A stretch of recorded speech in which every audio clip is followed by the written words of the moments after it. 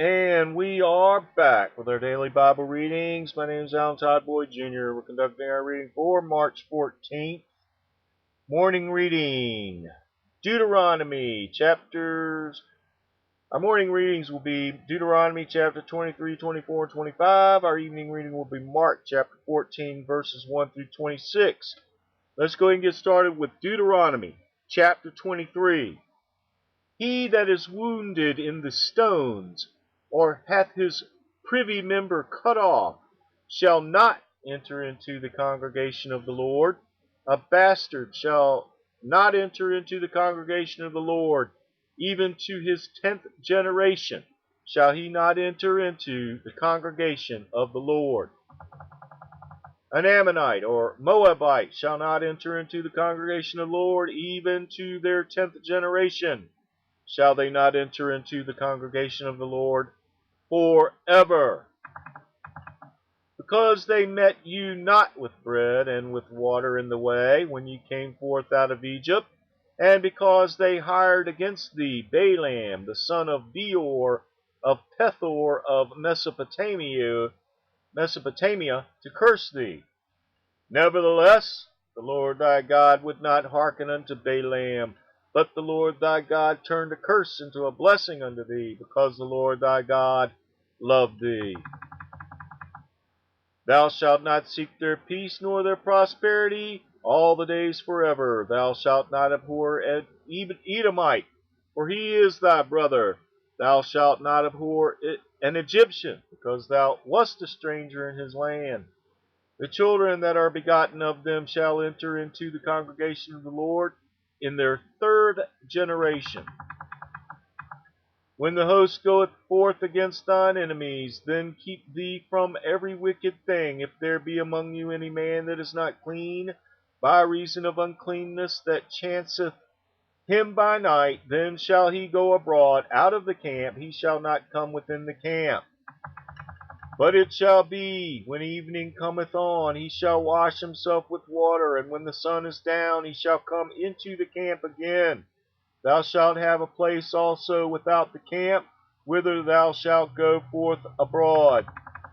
And thou shalt have a paddle upon thy weapon.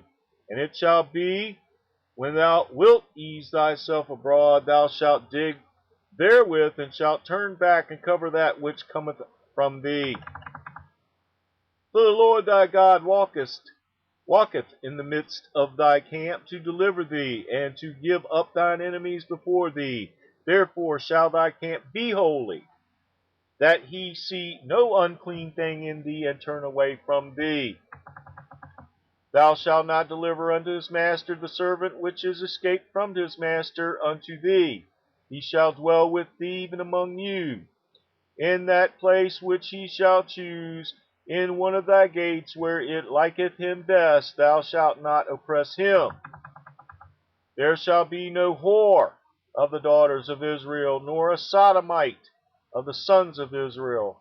Thou shalt not bring the hire of a whore, or a price of a dog, into the house of the Lord thy God for any vow. For even both these are abomination unto the Lord thy God.